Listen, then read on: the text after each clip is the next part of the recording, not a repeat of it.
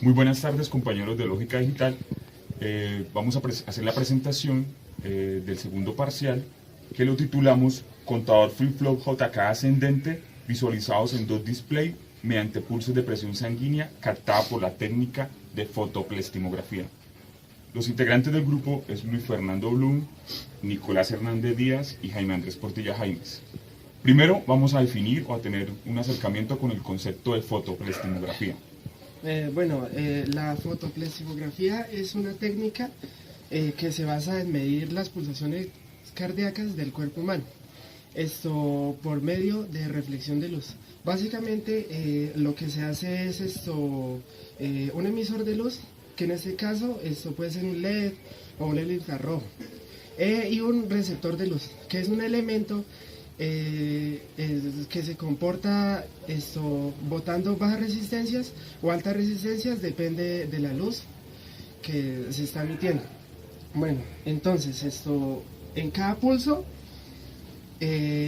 lo que pasa es que cuando el corazón envía sangre, la luz disminuye, y cuando el corazón cuando la sangre se devuelve, la luz aumenta. Bien, para continuar entonces tendríamos el procedimiento. El procedimiento a seguir es que vamos a capturar los datos o pulsaciones de cada uno de los integrantes del grupo y vamos a registrar eso sucesivamente en un documento para comparar. Entonces, vamos a la adquisición de data. Ese puede ser reporte, ¿no? Bien, entonces vamos a empezar. Primero mi compañero Andrés, vamos a tomarle las pulsaciones y vamos a registrarlas en este documento, cuál es el informe de nuestro parcial. Entonces, ahorita entraremos en detalles. Pues vamos a ver que el pulsador que va a contabilizar el minuto, que es la segunda etapa, es este pulsador. Entonces vamos a, pasado el minuto, a ver cuántas pulsaciones tome. Ahí ya están iniciando el contador, a contar las pulsaciones. ya pasamos a decenas.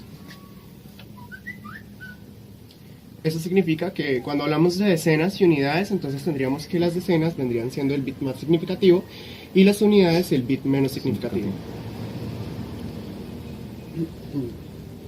También sucede que pues, la frecuencia cardíaca pues, supera los 99, entonces pues en ese punto pues también cabría mencionar de que sería bueno un tercer LED, pero lo que vamos a ver reflejado es que va a llegar a 99 y de 99 va a volver a contar desde 1. Entonces démosle un tiempo y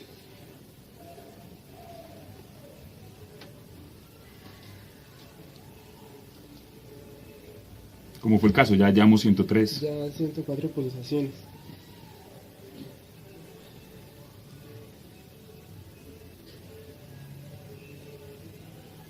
Bien, eso significa que tenemos que nuestro compañero Andrés tiene 119 pulsaciones en un minuto.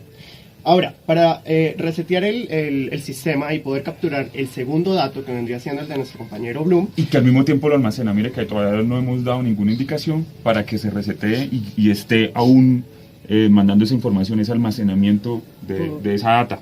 Así Las es. compuertas que nosotros utilizamos, que tienen la capacidad de guardar información. Y la configuración, respectivamente. Sí. Entonces, por favor, compañero Blum. Entonces procedemos a reiniciar, a resetear el sistema. Eso, a resetearlo. Bueno, ahora va a proseguir. Entonces va Blum. Por ahora tenemos que las pulsaciones de Andrés fueron 119.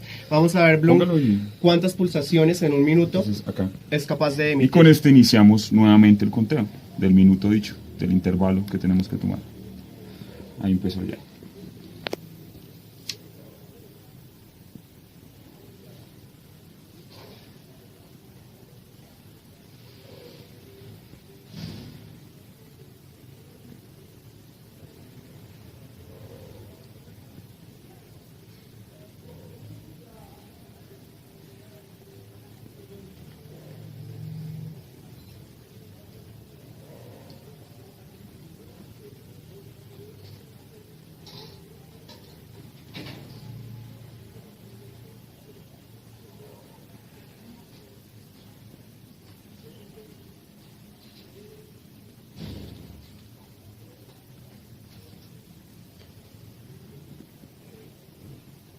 Ahí son 100, 103.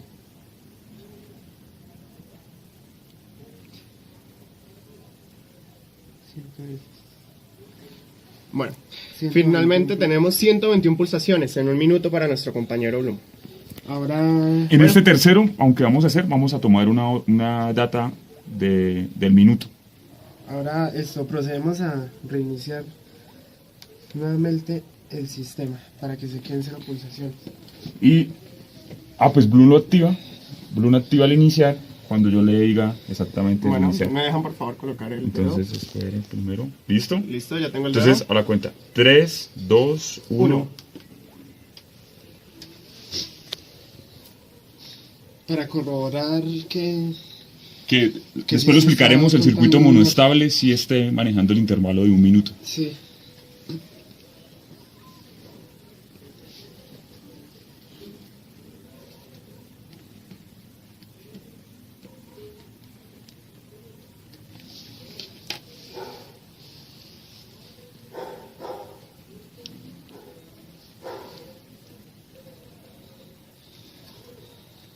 Me temo que tenemos errores técnicos porque no se están capturando las pulsaciones seguidamente. Entonces vamos a verificar de nuevo qué está pasando. Entonces, espere. Entonces reiniciemos de nuevo el sistema. Por favor, compañeros, me colaboran. No, ahí lo veo sobre la... Listo. Listo, entonces vamos a tomar el dato. ¿Listo? Entonces, espere que otra vez esa emisión. Listo. ¿Listo? ¿Es la cuenta de 3? 3, 2, 1, sale.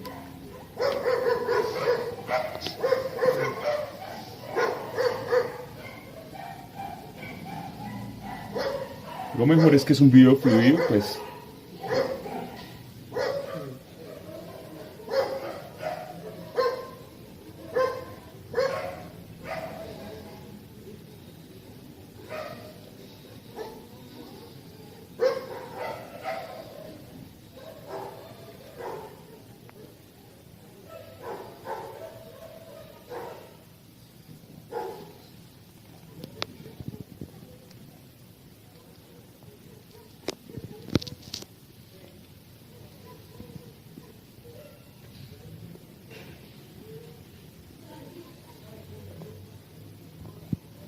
Superamos el umbral del 1.99. Vamos en 53 segundos.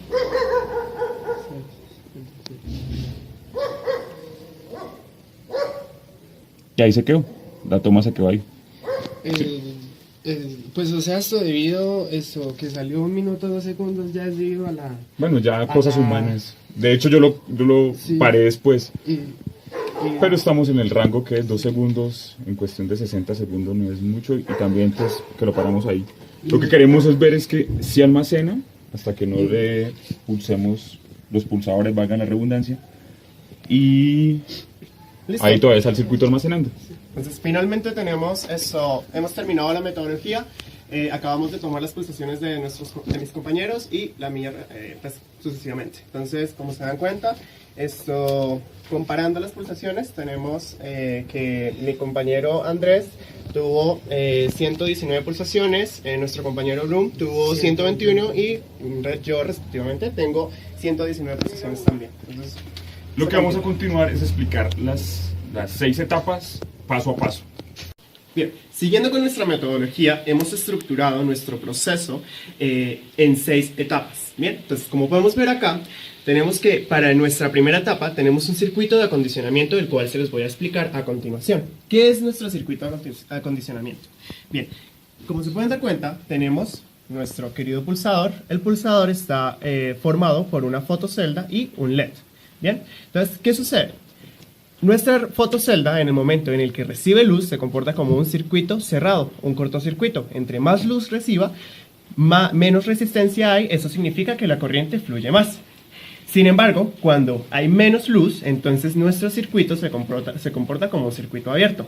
Eso significa que la resistencia aumenta, produciendo que nuestra corriente disminuya, ¿sí? Que el flujo de corriente disminuya. Bien, entonces, ¿qué pasa? Como se pueden dar cuenta acá, el tema de la fotoplestimografía, para capturar esa señal tenemos nuestro LED en nuestra vena y nuestro detector o fotocelda en nuestra arteria. Entonces, ¿qué pasa? Va fluyendo la sangre, ¿cierto? Entonces, cuando hay un pulso en alto, ¿sí? El fotorreceptor, o en este caso nuestra fotocelda, recibe menos luz. ¿Por qué? Porque la oxigenación es mayor, entonces el flujo de sangre a través de este conducto es mayor. Por ende, hay menos luz atravesando la arteria y la vena, es decir, nuestro dedo, y llegando a nuestro detector. Bien, correcto. Bueno, listo. Entonces ya les expliqué cómo nuestro detector va a recibir la señal, ¿cierto? Pero esa señal que va a recibir es muy pequeña, entonces necesitamos algo que incremente o aumente o amplifique esa señal para poder ser detectada, ya que vamos a trabajar en un orden de 0 a 5 voltios. Pero la señal que sale desde este dispositivo es por el orden de los de las décimas de milivoltios. Vale, muchas gracias. Es decir, por el orden de 0.8 milivoltios. Así es. Muy pequeño. Es muy pequeño. Ni un milivoltio alcanza a ser. Así es. Entonces, como es tan pequeño, necesitamos un arreglo que nos permita amplificar esa señal. Para ello, nos dirigimos acá a nuestro circuito, en donde tenemos un amplificador, un comparador y un comparador, para poder amplificar y estabilizar la señal. ¿Qué pasa? Estos integrados tenemos un 74LM 358. 358. Y un 74LM 358 también. Los dos amplificadores son iguales, son de la misma referencia. Así es. Entonces, ¿qué sucede? El primer amplificador, o donde se está recibiendo la señal, que vendría siendo aquí en este punto, estamos recibiendo la señal a través de este condensador, que es nuestro primer filtro, llega a nuestro amplificador y ahí, a partir de una ganancia, ¿sí?, que nos la da nuestro arreglo o nuestro circuito, amplificamos esa señal. Pero ¿qué pasa? Eso tiene un filtro. Es un filtro activo, pasabanda. Entonces, ¿por qué? Porque antes de la etapa de amplificación debemos eliminar las altas frecuencias, las cuales pertenecen al ruido. Si amplificamos de una vez, entonces estaríamos amplificando a su vez el ruido y tenemos que eliminarlo. Por eso se aplica un filtro activo pasabajas, porque el ruido pertenece a las altas frecuencias.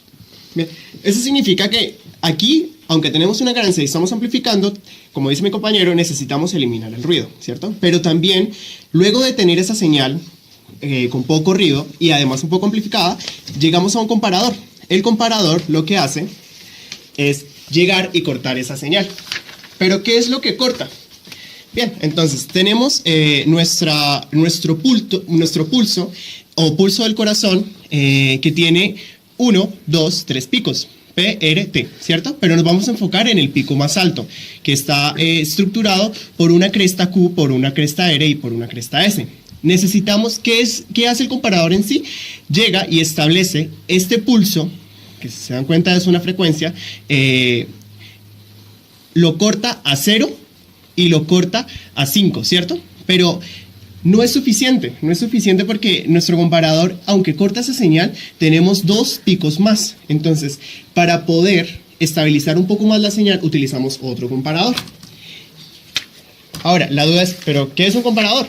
Bueno, nuestro comparador es simplemente otro amplificador que tiene una resistencia, en este caso, variable, para poder cuadrar ese filtro. Entonces, llega y a partir de la variación de este potenciómetro podemos recortar esa señal, no trabajar sobre el pico más alto, sino recortar esa señal del pico más alto. Listo, después de recortada, este arreglo pasa a otro comparador. Entonces, ¿qué sucede? Tenemos nuestro comparador, ¿cierto? Nuestro comparador es otro 358, otro amplificador, simplemente con un divisor de voltaje.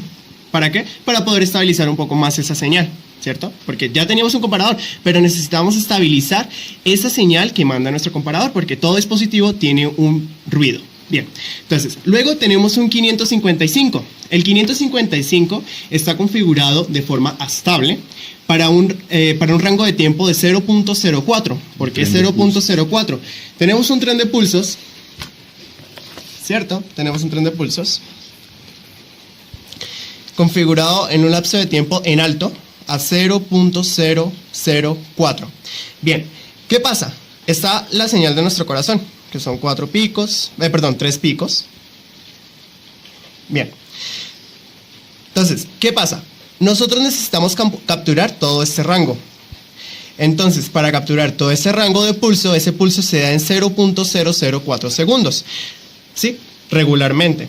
Bien, cuando ya capturamos esa señal y recortamos, ¿sí? Con nuestro comparador y estabilizador, claro, retomamos, ¿no? El comparador corta, el estabilizador, esta pequeña señal o ruido, la estabiliza. Bien. Vamos al 555, el 555 configurado en un tren de pulsos a 0.004 me manda una señal simétrica de 0 a 5 voltios. Entonces, eso es lo que pasa. Por ende, sobreponiendo nuestras señales, tendríamos que en este rango, ¿sí?, de nuestro tren de pulso en alto, habría nuestra pequeña señal del pulso que lo captura nuestro receptor de pulso. Bueno, continuamos con la segunda etapa, el cual en el diagrama de bloques se presenta como reseteo y activación del contador por 1 minuto. Entonces lo primero que vamos a hacer es dirigirnos a cuál parte es ese circuito. Lo montamos ese circuito monoestable con un circuito integrado 555 en configuración de monoestable. ¿Qué es lo que sucede o cuál señal nos resulta esto? Nos resulta una señal asíncrona de un solo pulso, que por las consideraciones o las condiciones que nos dio el profesor, se tiene que en un intervalo de 1 minuto. Entonces, ¿cómo logramos esto? Entonces, como lo había dicho, es un circuito 555 en configuración monoestable. Tenemos, digamos, dos componentes que entran en vital importancia, que es el condensador y la resistencia. Entonces, vamos a hacer una cosa acá. Siguiendo la teoría, vamos a hacer esos 60 segundos, ¿sí? Lo dividimos entre 1.1, que nos da la ecuación, que es una constante, y nos amarramos a un condensador de 2200 microfaradios. Eso nos resulta que la resistencia es alrededor de 24.7933 kiloohmios. Como vemos, es una resistencia muy variable, no nos encontramos en la vida real con una resistencia así, por eso compramos un potenciómetro de 50K. Vamos a ver, pues, vamos a ver la activación de ese minuto. Vamos a hacer un conteo en el cronómetro. Eso. Mientras tanto, por si las dudas, la ecuación general está escrita como que tiempo es igual a 1.1 por resistencia 1 por capacitancia 1. Esa es nuestra ecuación para determinar el tiempo en alto de nuestro pulso asincrónico. Asincrónico. Vemos que un pulso asincrónico se mantiene es porque él inicia y se mantiene constante en alto, hasta donde nosotros queramos. Diferente a un 3 de pulso o a un circuito 555 con configuración de estable. Entonces vamos a ver cómo se va a activar. Y Entonces, contabilizar. no diga que se va otra vez. Vamos a iniciar ese cronómetro, ese conteo. Entonces, por falla humana, le di primero al celular que al pulsador, Entonces ya circuito. ahí viene exactitud de las mediciones. Ahorita que lo estamos haciendo, más o menos encontramos que era un intervalo de 61 segundos. ¿Esto por qué? Porque es difícil adecuar el dispositivo exactamente a 29.7933 ohmios, kiloohmios, perdón. Y pues que también esto, que los componentes nunca van a dar una resistencia exacta a la que necesitamos, o que el capacitor no va a dar esto exactamente Los 2200 microfaradios. Entonces siempre hay un porcentaje de error. Como todos los dispositivos que tienen su tolerancia. Entonces vamos a entrar en lo último. Como vemos, ya faltan 10 segundos. Y este LED se tiene que apagar. Se tiene que apagar.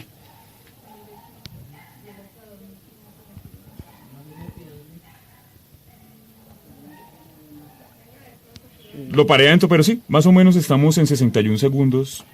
Entonces, digamos que 1 segundo en 60 es buena tolerancia. Así, deberíamos hablar de 1 sobre 60%, que es bastante poquito.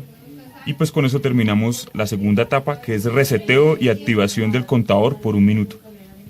Bien, vamos a continuar con la siguiente etapa. La siguiente etapa vendría siendo la tercera etapa. Entonces, para la tercera etapa tenemos que es un contador BCD de 0 a 99 con flip-flops JK, ¿cierto? Entonces, antes vamos a ver cómo, vamos a analizar cómo la señal ingresa a nuestro contador. Entonces, para ello, tenemos que hay una compuerta AND quien está condicionada a dos señales, la señal de nuestro pulso o capturador de pulso y a la señal de nuestro monoestable o pulso asimétrico que manda un pulso durante un lapso de tiempo, como explicaba mi compañero Andrés. Bien, entonces aquí ingresa nuestro pulso a nuestro dispositivo o flip-flop JK como un tren de pulsos, ¿cierto? Entonces aquí tenemos un tren de pulsos. Pero ¿qué pasa? Su data chip o hoja de características dice que nuestra entrada CLK se rige por los flancos de bajada. Bien. Para continuar vamos a ver, mi compañero Lu les va a explicar el cómo funciona el contador en sí. Lo que tenemos aquí es un registro de desplazamiento conectado en serie. ¿Por qué en serie? Porque la salida Q de la primera flip-flop, que se conoce como el dato menos significativo, va conectado al siguiente CLK, y de ese CLK va al Q y al otro CLK. Lo que hace básicamente es un conteo en binario, 0000, 0001 y así. Un conteo de 4 bits debido a que son 4 flip-flops, perdón. Nosotros lo tenemos establecido en mod 10. ¿Por qué en mod 10? Porque cuando pasa al número 10, una compuerta NAND resetea este conteo y lo envía otra vez a 0. Luego, por consiguiente, pasa a las decenas que van contando de 1, 2, 3, 4, cuando esto va de 0 a 9 y así. O sea, en realidad es un conteo consecutivo de 0 a 99. El siguiente arreglo de las flip-flops, que es la entrada de la Q5, que esto se encarga de controlar las decenas en nuestro display. Ahora bien, vamos a entrar a la etapa número 4, el cual es de codificación BCD a 7 segmentos. Entonces, para resumir un poquito lo de los contadores, vemos que tenemos el primer arreglo de contadores que nos mostraría nuestras unidades, y el segundo arreglo de nuestros contadores JK que nos controlan las decenas. Ahora bien, estos dos JK me botan 4 salidas, de la Q1 a la Q4, el cual entran a este circuito integrado que funciona como decodificador. El circuito integrado tiene una denominación de 74LS47. Él funciona entonces a las 4 salidas que botan el primer arreglo de flip-flop JK. Esas 4 salidas de entrada van a excitar a 7 salidas, que esas 7 salidas es las que me controla los 7 segmentos del visualizador del display, ¿sí? Entonces, vemos que las salidas de los JK salen del pin 5 y el pin 9, ¿sí? Entonces siempre salen del pin 5 y en este caso, y el pin 9, que es este otro caso acá. Esto es a la etapa de visualización, de codificación. Ahora, la quinta etapa, que es etapa de visualización de conteo en los displays de 7 segmentos, vemos que los displays son de ánodo común. Es decir, sus ánodos están conectados a VCC y sus cátodos están conectados a una resistencia que es la que limita esa corriente. Pero ya vamos a ver acá una gráfica. A esto es lo que me refería gráficamente de ánodo común. Y a esto era lo que me refería cuando visualizamos las diferentes salidas de excitación, esas 7 salidas de excitación. Es decir, de acuerdo a esas salidas de ese decodificador 7447, él va a colocar unos en altos y en otros en bajos, como lo vemos acá en la gráfica. Entonces, con el 1 solamente voy a activar el segmento B y C. Digamos que con el 5 voy a activar el segmento A, C, D, F y G. Eso es todo lo de visualización. ¿Cuál es lo más importante y lo que radica la importancia? Esta NAND. Esta 7400 va a controlar restablecer que no se supere, digamos, el dígito 10 o el A. ¿Por qué? Porque debe ser BCD, debe ser de mod 10. Es decir, de 0 a 9. Y no deben existir los valores binarios del 10 o el A, o del 15 o el F, que en su caso sería todos los 4 bits en uno. Listo. Cabe destacar que nosotros tenemos aquí para nuestra configuración de JK, dependen de integrados que de 74LS112, que por dentro tienen solo dos JKs. Listo. Y además también considerar que la señal que bota este decodificador va a ser una señal en BCD. En BCD. Listo. Bien, ahora continuamos con la etapa 6, que es retención del último conteo pasado el minuto hasta una nueva orden que condiciona la etapa 2, que es el reseteo y la activación del contador nuevamente. Bueno, para hacer esto, nosotros nos basamos en la tabla de verdad de los JK, que lo que hace es que en press tiene que haber un 1 lógico, y en clear o reset tiene que haber un 0 lógico, y el resto de valores pueden tener cualquiera. Entonces, nosotros lo que hicimos fue conectar estos dos pulsadores directamente con tierra. Y entonces, cuando los pulsamos, envían un 0 lógico a este clear o reset que restablecen este conteo. Como podemos ver, apenas los pulsemos, restablecen y lo envían a 0, después de pasado el minuto. Ya para finalizar, vamos a concluir con una última toma de medición, el cual va a ser de una mujer, y pues entonces póntelo en el dedo, en el reset, La idea es comparar los pulsos de nosotros tres con los de la señorita. y a ver si el esmalte hace la diferencia. Ahora vamos a... Entonces, 3, 2, 1, bótelo.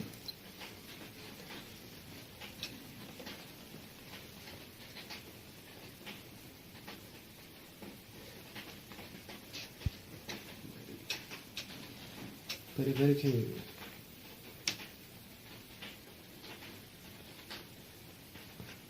Digamos que así es el pulso de ella. Ya se estabilizó eso. Hasta que este LED no se apague, o ese me controla el minuto ese LED.